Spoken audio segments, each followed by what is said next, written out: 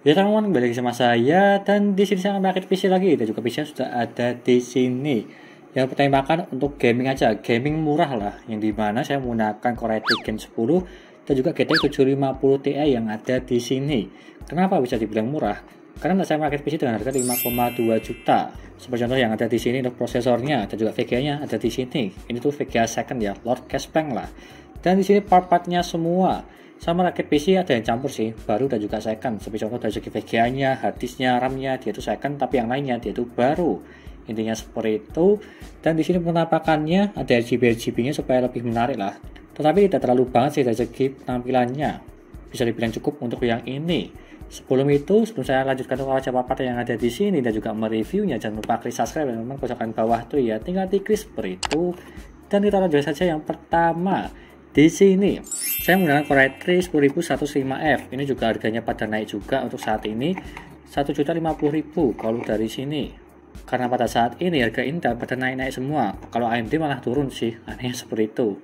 Tapi ya nggak masalah, 4 core 8 thread masih terbilang murah untuk yang ini di kalangan Intel. Dan juga tambahan saya menggunakan Mubo ASRock H410M HVS R2.0 ya, seperti ini penampakannya. Dia tuh kecil, bukan yang agak besar ya, karena dia tuh lebih cenderung ke ITX, hampir-hampir sama lah. Dan juga ini terbilang paling murah lah, sekitar 900 ribuan, 950.000 kalau enggak 920.000 harganya di pojok sini untuk ASRock-nya ini. Tapi kalau yang ini tidak support M.2 NVMe atau M.2 SATA lah, cuma bisa pakai SATA 3 aja untuk SSD-nya. Karena tidak ada slot di sini mupunya, paling murah sih untuk yang ini. Selanjutnya saya menggunakan RAM ya, RAM AVSear 2x4GB yang dimana berwarna biru LED di bagian sini. Seperti yang kalian lihat di PC-nya ini ya, ada ketip-ketip warna birunya lah di bagian RAM-nya. Ini saya membeli second dengan harga 500.000 untuk RAM-nya yang ada di sini. Terbilang murah sih, karena harga RAM juga pada turun semua. Selanjutnya saya menggunakan ini Lord Cashplank GTX 750 Ti yang bermerekkan Galak. Kalau yang serinya Galak ini dia itu ada LED berwarna merah di bagian fan-nya ya, jadinya nggak kelihatan sih. Tetapi kalau kalian lihat dari dekat, dia itu ada lampu-lampu di bagian sininya yang memantul lah dari segi fan di VGA-nya. Menarik sih kalau yang itu, yang dimana itu 2GB DDR5 bukan yang 1GB dengan harga 1.250.000. Harganya pada turun semua untuk VGA second, apalagi Lord Cashplank. Dulu pernah tembus sampai ke 1,6 lah dulu ya, atau bisa dibilang 2 sampai 3 bulan yang lalu, tapi sekarang udah pada turun semua untuk VGA second.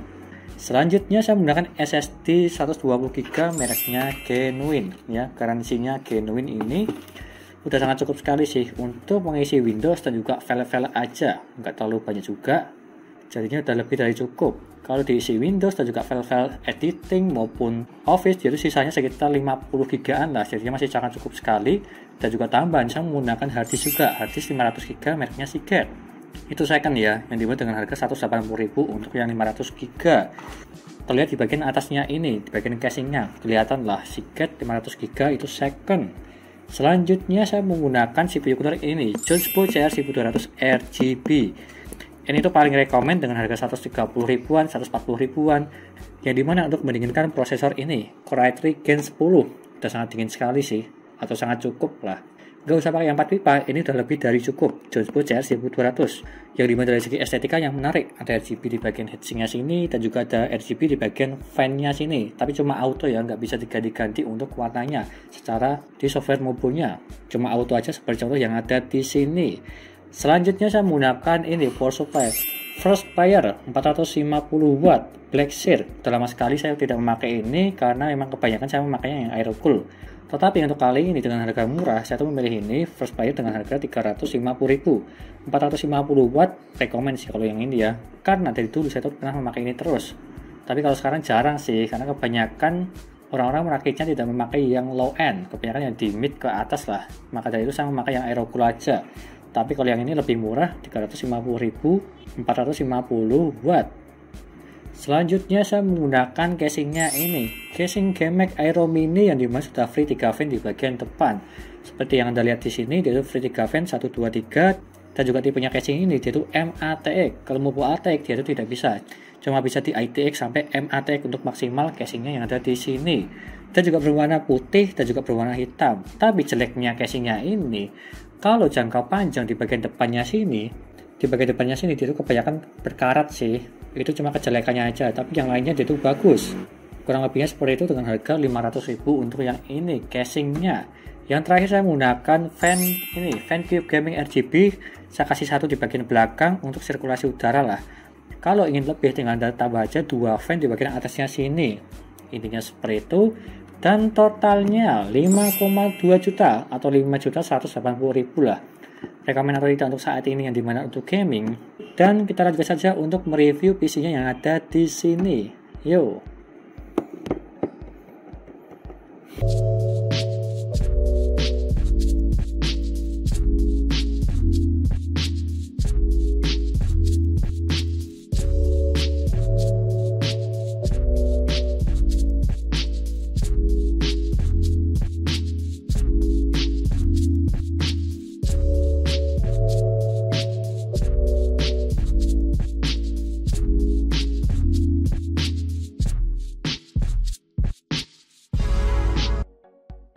Lalu yang pertama dari segi booting Windows-nya, yang dimana saya menggunakan SSD Genuine.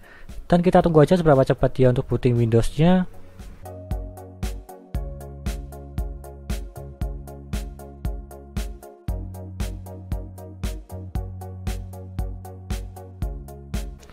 Dan dia mendapatkan 15 detik, terbilang cepat kalau yang ini. Karena standarnya SSD SATA 3 di 25 detik, kalau yang ini di 15 detik terbilang cepat. Tapi terkadang di berbeda PC berbeda kecepatan meskipun sama-sama menggunakan SSD Genuine. Intinya seperti itu. Lanjut ke HD Sentinel untuk mengecek kesehatan dan juga performa dari segi SSD maupun harddisknya. Yang pertama SSD Genuine dulu, dia tuh 100% semua dari segi performa dan juga kesehatannya, dan juga notnya dia tuh perfect, dan juga suhunya 31 derajat terbilang dingin kalau yang ini. Yang dimana biasanya SSD tersebut di 40 derajat, kalau yang ini di 31 derajat terbilang dingin untuk yang ini. Lanjut ke harddisknya, dia tuh juga sama 100% semua dari segi performa maupun kesehatannya, dan juga notnya dia tuh perfect, dan juga suhunya 40 derajat terbilang standar dingin kalau yang ini, yang dimana saya menggunakan harddisk second bukan baru. Lanjut ke Crystal Disk Mark untuk mengecek kecepatan dari segi SSD Genuine-nya. Untuk yang ini membacanya dia itu mendapatkan 547 dan juga menulisnya 433. Dan jika kita bandingkan dari segi yang ada di boxnya, dia itu up to-nya 500/400. Kalau kita bandingkan, dia itu melebihi semua. Dari segi membacanya melebihi 47 dan juga menulisnya melebihi 33. Bisa dibilang ini bagus, melebihi ekspektasi dari segi yang ada di boxnya. Intinya seperti itu. Lanjut ke HW Monitor untuk mengecek suhunya untuk Core i3 Gen 10 menggunakan Johnspot CR1200. Untuk minimalnya dia itu mendapatkan 33 derajat. Dan juga maksimalnya di 62 derajat. Untuk minimalnya saya tidak ngapa-ngapain di desktop, cuma diam aja, dia itu mentok di 33 derajat terbilang dingin kalau yang ini. Dan juga maksimalnya di 62 derajat masih dingin juga, masih di bawah 70 derajat kalau yang ini. Yang dimana untuk maksimalnya saya tes di Genebench R15 5 kali berturut-turut dan dia mentok di 62 derajat terbilang dingin. Lanjut ke Genebench R15 untuk OpenGL yang mendapatkan 100 fps, yang dimana saya menggunakan GTX 750 Ti DDR5 2GB, dan juga CPU yang mendapatkan 883 CB. Lanjut ke gamingnya, yang pertama GTA 5 settingan 1080p dan juga settingan normal, dia itu mendapatkan 99 fps untuk rata-ratanya. Untuk game GTA 5 sudah sangat cukup sekali karena masih di atas 60 fps untuk gamenya ini, meskipun di rata kiri masih lancar. Lanjut ke Forza Horizon 4 settingan 1080p dan juga settingan low, dia itu mendapatkan 54 fps. Kalau yang ini terbilang masih cukup nyaman, hampir menyentuh 60 fps di settingan rata kiri. Lanjut ke Apex Legends settingan 1080p dan juga settingan low, dia mendapatkan 72 fps untuk yang ini. Di settingan rata kiri masih mendapatkan 60 fps, terbilang masih cukup lah untuk bermain game Apex Legends. Lanjut ke Dota 2 settingan 1080p dan juga settingan high, dia itu mendapatkan 84 fps. Kalau gamenya ini terbilang ringan, pastinya di rata kanan mendapatkan di atas 60 fps. Lanjut ke Genshin Impact settingan 1080p dan juga settingan low, dia itu mendapatkan 60 fps.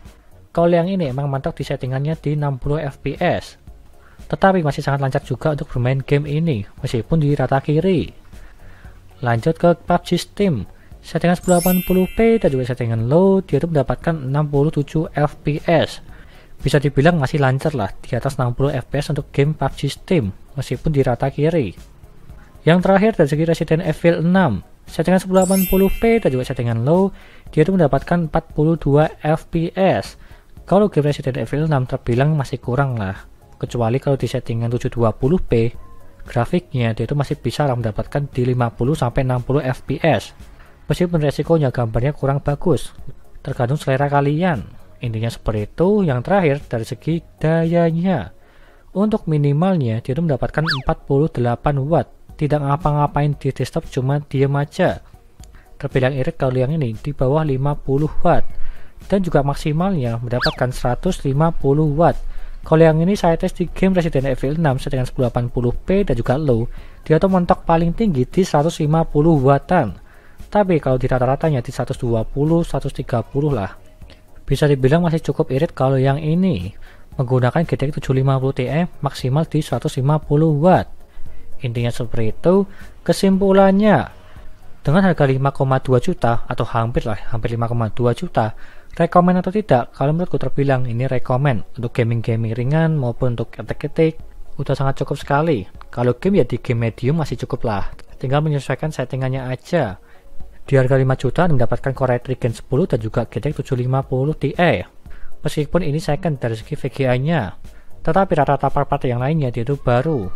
Intinya seperti itu, dan semua listnya ada di sini, dan juga semua linknya ada di deskripsi.